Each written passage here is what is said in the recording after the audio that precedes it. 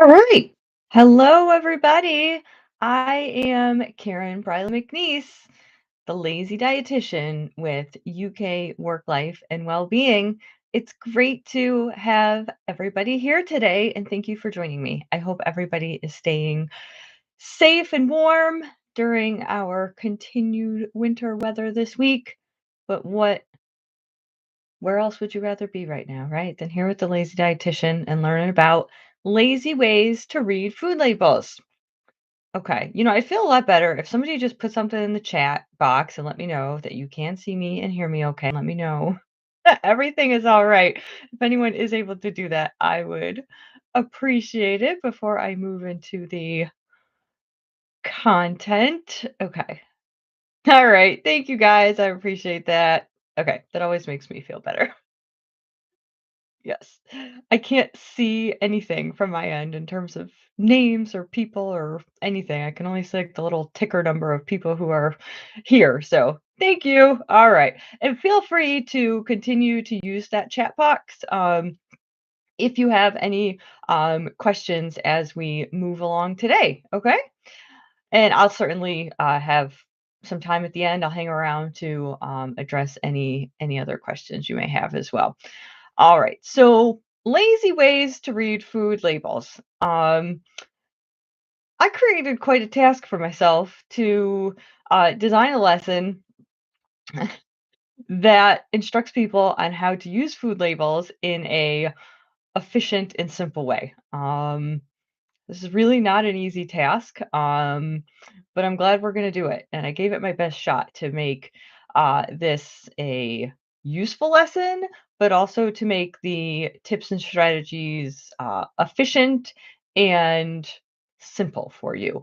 There are so many topics that are included in our discussion today that I could do a whole nother lesson on, right? I mean, there's endless subtopics within this, okay? And maybe down the road, we'll get to those as part of the Lazy Dietitian series. But yeah, just know that this is very high level in a way, okay? But yeah, it was a real challenge to come up with a 20-30 minute presentation on, how to use food labels in the most efficient, lazy way possible. All right, well, let's get started with that said. Okay. So I want to set some ground rules in the discussion about food labels. These are really kind of I guess, my kind of guiding principles when I want to talk about food labels with folks. All right. Especially in a larger audience, right? Where there will be different needs and goals and preferences in terms of how you are using food labels. So, the first thing I want to say is there is no right or wrong way to read or use a food label. Okay. We want to view the food label as just a piece of information, a tool, a data point, okay? That maybe can be used in conjunction with other things to make a decision about which foods to purchase, all right? But I feel like, as is the case with many things in nutrition, people are always worried about doing it in the right or wrong way, right? Eating the right or wrong foods.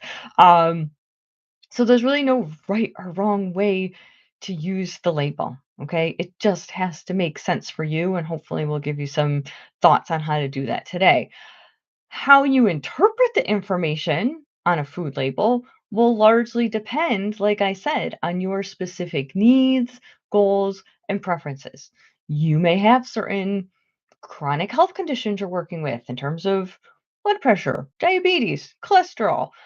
Perhaps you have certain fitness goals. Perhaps you have certain preferences in terms of your style of eating or foods you like or don't like, or have certain allergies or sensitivities. There's just endless permutations here, right? So, how a food label is used and interpreted is going to be a little different person to person, just like the foods you eat day to day.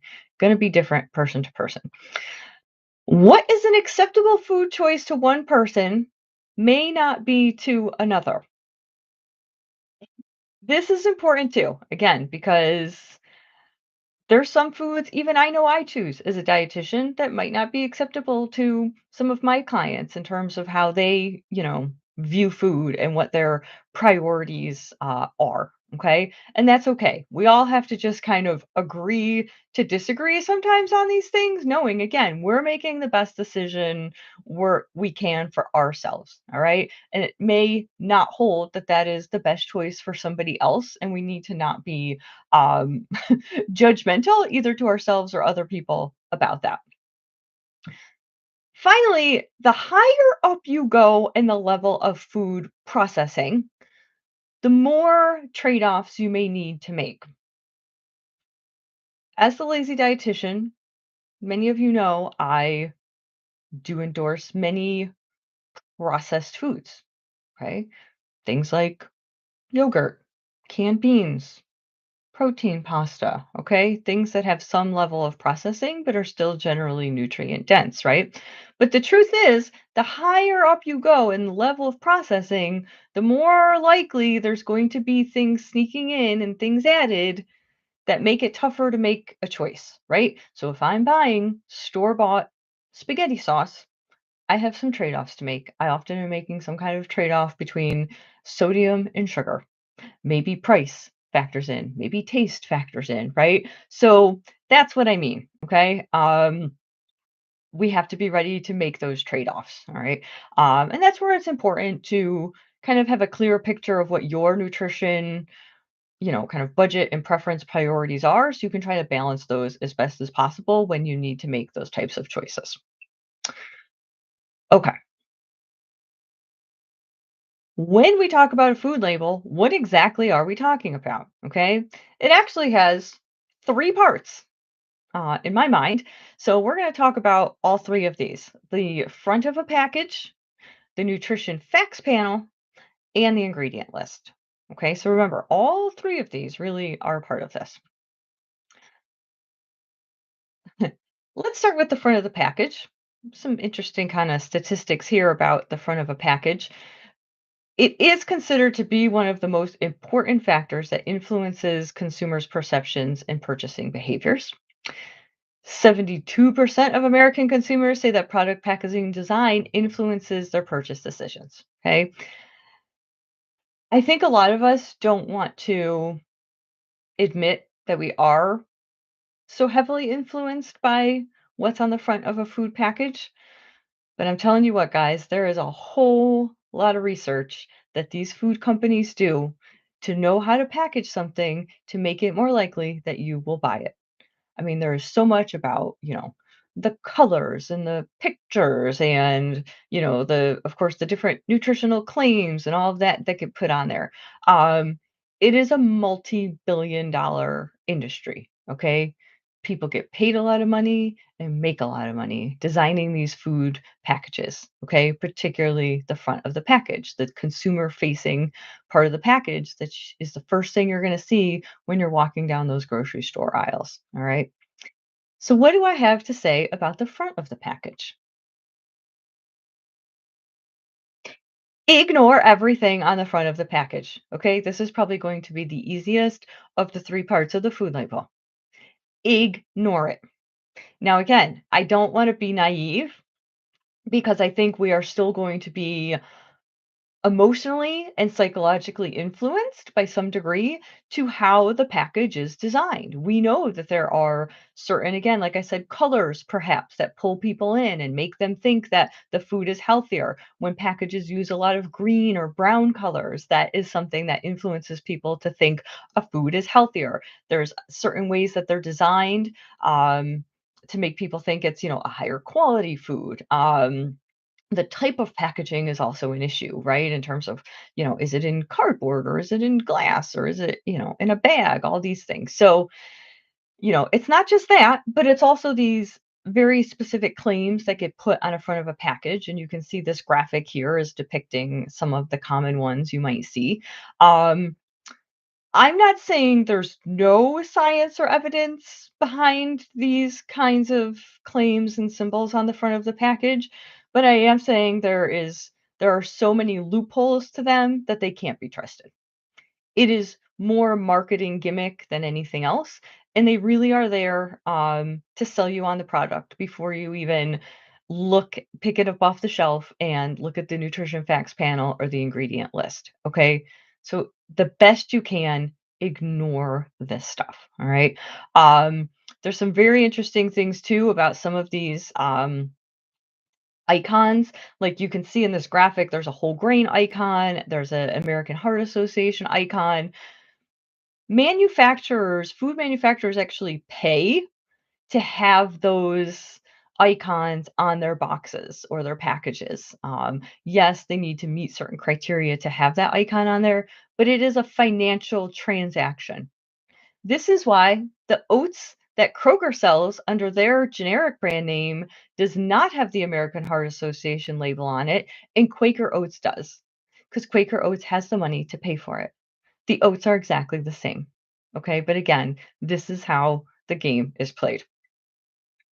Ignore the front of the package. All right, let's look at nutrition facts panel. I find these stats to be really illuminating. Nearly 80% of US adult consumers regularly refer to the nutrition facts panel when they're shopping. You might think, hey, this is great, right? People are paying attention, they're trying. The unfortunate part of this is that only about 28% of people say that the food labels are easy to understand. Okay. So that's a pretty sad state of affairs to me. I hate to hear that as a dietitian, that people clearly are motivated to try to use the information that's offered, but at the end of the day, feel like they can't make sense of what is there on the nutrition label. And maybe some of you guys feel that way, and that's why you're here today. Okay. I'm going to tell you kind of what I would take a look at on a label and what I would not really pay much attention to. So first, let's look at, what I would kind of pay attention to. Um, Again, some of these maybe are of no concern to you, and that would be fine. You can skip them. But these, to me, in general, I think about my own shopping. These are the things I generally find the most useful. Um, so the labels we're looking at here are from that original slide with the Honey Nut Cheerios. So just know it's like the same nutrition facts panel throughout. It's for Honey Nut Cheerios. When we get to the ingredient list, that is also for Honey Nut Cheerios. Um, but the serving size and servings per container, as I like to say, this is where perception and reality collide. When you start thinking about how much of this food do I actually eat and what is the serving size that the nutrition information is actually based off of. In this example of cereal, right? 1 cup of cereal of Honey Nut Cheerios is not a whole lot to a lot of people, and for a lot of us using a big cereal bowl, we might pour easily 2 or 3 cups in there. Then you would have to multiply everything on this nutrition facts panel by 2 or 3 to get accurate information. So not to say you can't eat more than a serving size says on a label, but you certainly need to account for that. Okay. And again, once people start figuring out what their actual serving sizes are that they're eating, that can be a bit of a reality check. Calories. Let me go back to the serving size thing too. I think a lot of people find the serving sizes quite laughable. So I just want to acknowledge that a lot of people look at the serving sizes and they're like, "Really? That doesn't seem realistic." They tried to update those a few years ago. They did ice cream was a great example. They updated that serving size from half a cup to 2/3 of a cup, I think. But yeah, that was one that got made fun of. People were still like, "Really? That's not much." Yeah, so just keep that in mind. Calories. I do think in the United States, probably many Western industrialized countries, we're very calorie centric in how we view food and judge food. Okay. So much so that I think it can be detrimental in a way, right? That we're losing sight of some of the other uh, valuable nutrients that might be in a food just based on calories alone. So I think a lot of people are judging food based on calories alone. And this is, I would say, generally a mistake. Okay. Certainly one thing to look at. Um, but you're going to look at a package of nuts, right? And see like, wow, I get like 1 ounce for 150 calories. That seems pretty dense, And yeah, it is calorie wise because fat is calorie dense, but that kind of fat is also very healthy, and those nuts have other important nutrients in them as well. So don't judge it by calories alone. I think a lot of people are starting to look more at the ingredient list, and we're going to see a statistic that backs that up. But people are starting to, I think, pivot a little bit towards looking at the quality of the food, the quality of the ingredients, and moving away from calories kind of being the main determinant of whether to buy a food or not. So I think that's a good trend. Fats. Okay. Make sure it says 0 grams trans fat, okay? You guys don't want any what they call tr hy partially hydrogenated oils. That would be the thing on the ingredient list that indicates trans fats, partially hydrogenated oils. You definitely want this to say 0 grams trans fat, okay? Trans fat is no good. Trans fat is a mostly man-made type of fat, that they started using to replace saturated fats in foods when saturated fat, kinda became unpopular, but now we have found out that this substitution of trans fat is probably worse than eating saturated fat. Actually, it is worse. I think we can definitively say that at this point. So, a lot of food manufacturers are now taking the trans fats out, taking those partially hydrogenated oils out of their products, but always good to just do a check here. There is some natural trans fats and things like red meat. We're not worried about that. We're worried about the trans fats added to um, foods that are honestly otherwise fairly low in nutrient density. You're going to see trans fats and those types of oils used in a lot of like bakery products and fried foods and things like that. So yeah, you want to stay away from that. Um, a- any fried food really generally does contain some trans fat because when you are deep frying something, if you think about like French fries that you get out somewhere or fried foods like that, traditional deep frying will actually um, i- i- convert the vegetable oil into having some properties of trans fat. So you do want to also just generally minimize your intake of commercially, fried foods, because those do have trans fat as well. This may be a controversial piece of advice, but I'm going to say it anyway. Some saturated fat from otherwise nutrient dense foods, such as dairy and unprocessed meats, is okay. Again, I know saturated fat has been vilified for a long time, to some degree, I think unfairly so. And I think there's enough research to tell us that and at least question whether this crusade against saturated fat has been justified. But I think the main thing to think about is everyone has some saturated fat that they can eat a day. Most people can eat about 15 to 20 grams of saturated fat a day. And as long as you're getting it from foods that are otherwise nutrient dense, like high fat dairy products and unprocessed meats, then that is a good use of that saturated fat that you can have each day. All right. We don't want to get the saturated fat from the desserts and ice cream and the snack foods primarily, right? Because those are coming along with all other kinds of things we don't want, all right, and are low nutrient density. So that's how I think about saturated fat. By dairy, I don't really mean ice cream. By dairy, I mean like cheese, um, milk that has any type of milk fat, cottage cheese, yogurt with any kind of fat in it. And by unprocessed meats, I mean just whole cuts of meat, right? So like a piece of steak, ground beef, chicken, turkey, not things like, processed meats would be things like bacon or brats or sausages, things like that. Always monounsaturated fats are going to be the healthiest and the best, right? So just know to look for that. Okay. And then finally, here on this page, sodium.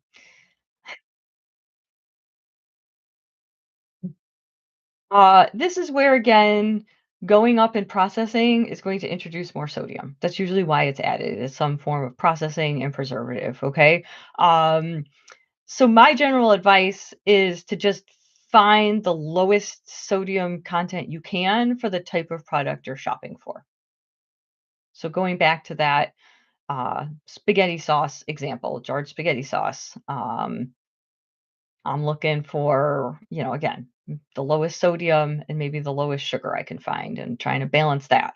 Um, but you just have to accept that for some of these things, there's always going to be some sodium. And if you can compare similar products and find one with a lower amount, then go with that. But that's probably as good as it's going to get. A lot of things do now come in reduced sodium versions, right? So, like reduced sodium, seasoning mixes and sauces and soy sauce and all of that. A lot of canned vegetables and canned beans now come in no sodium added versions as well. So there are options. Okay, moving on to some more dietary fiber. The more the better, generally speaking, okay? Fiber is something that's going to help you feel full. Fiber is something that's going to help your GI tract. It may reduce the risk of certain cancers and heart disease. Um, Generally, we want to get most of our fiber from foods that naturally have fiber, like fruits, vegetables, nuts, seeds, beans, peas, lentils, whole grains, things like that. Okay. But yeah, a lot of Americans aren't eating enough fiber. So generally, the more the better. Added sugars. Again, this is kind of like the sodium.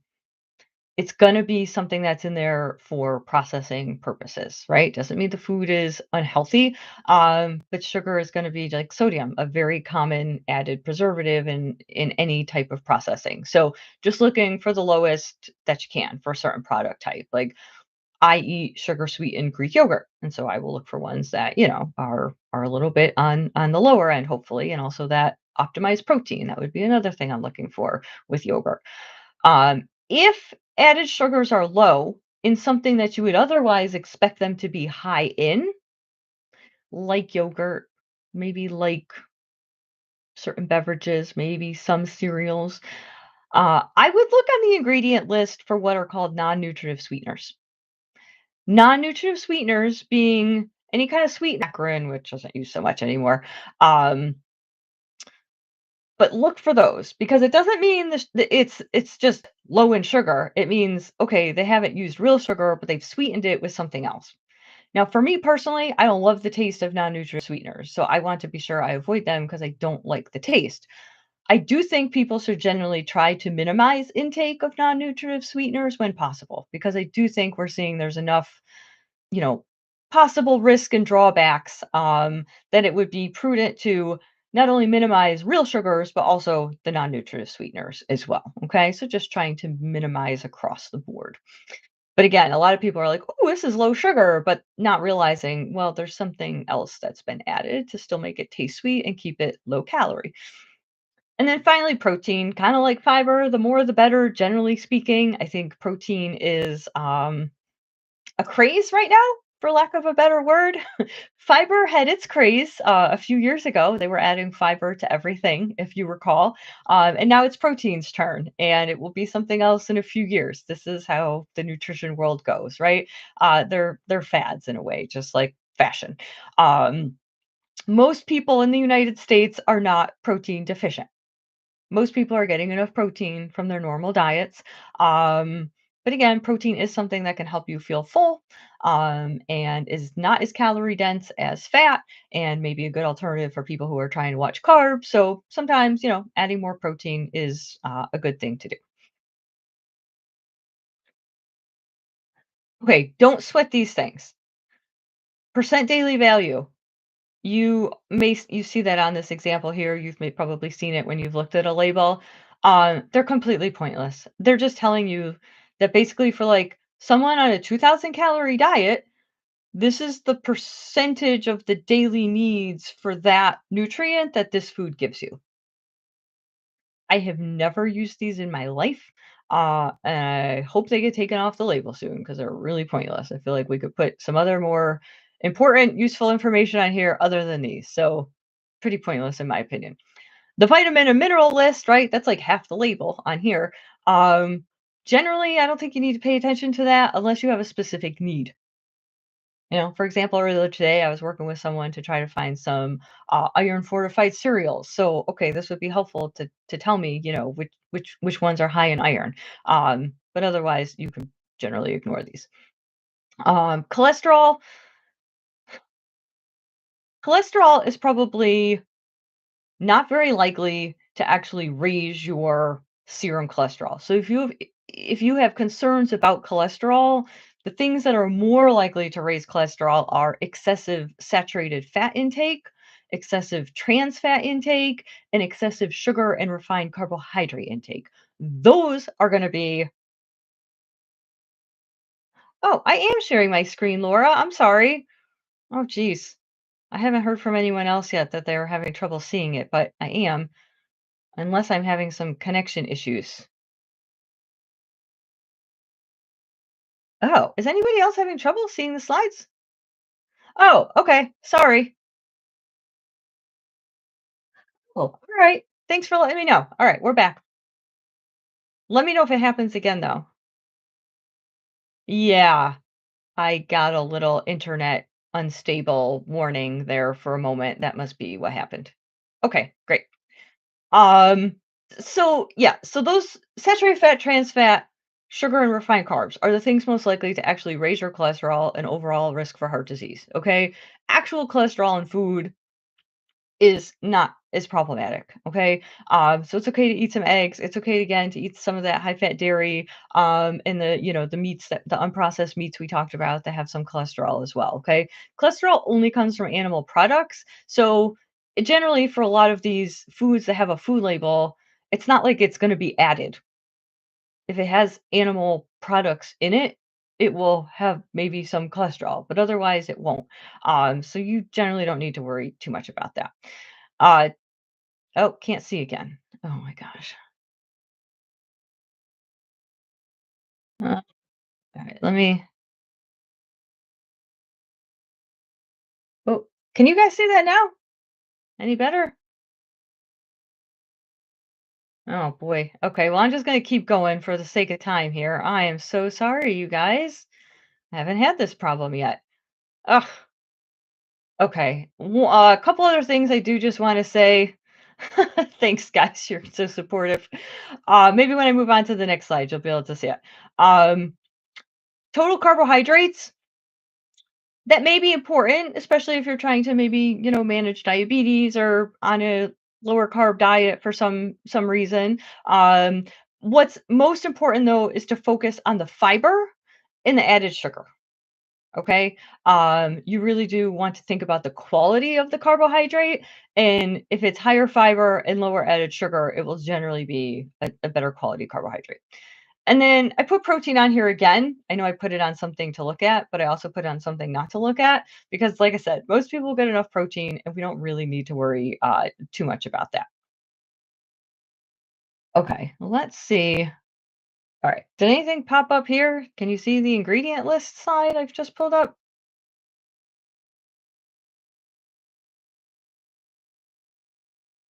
Okay, I'm going to stop sharing the screen and then we're going to try to reshare it and see what happens. Okay.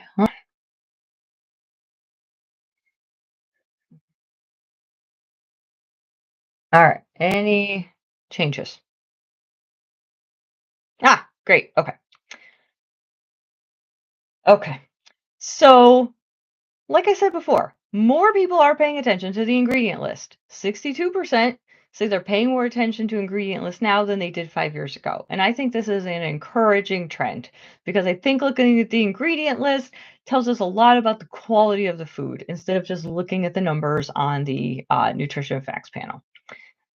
So, on the ingredient list, the things to know are the first few ingredients tell you the most about a product. Okay, product ingredients are listed by weight from highest to lowest. So, looking at the first 3 to 5 ingredients can tell you a lot. This example here with the Honey Nut Cheerios is kind of interesting. Whole grain oats, that's great. A whole grain is the first ingredient. That's fantastic. But then sugar, honey, and brown sugar syrup are 3 of the next 4 ingredients, which might be, "Oh, that's got some added sugar," right? 3 of the first 5 ingredients are added sugar, and you can go look at the nutrition facts panel and confirm that, "Oh, yeah, this has," I forget, 12 grams of added sugar or something. And you do wanna try to minimize added sugar. It's hard to come up with a real specific cutoff for that, but for sure, the less, the better. Okay. Um, Looking for shorter ingredient lists. I think a lot of people are getting turned on to this, that long ingredients certainly can indicate higher levels of processing. And you also want to look for lists with ingredients you recognize. Okay. This will often indicate a lower level of processing and sometimes, not always, just generally a higher quality product. Okay. But if you start to see several lines on an ingredient list, if you start to see lots of stuff that you couldn't even begin to guess what it is or pronounce, that might just start to be a sign that this is not a high quality product. All right.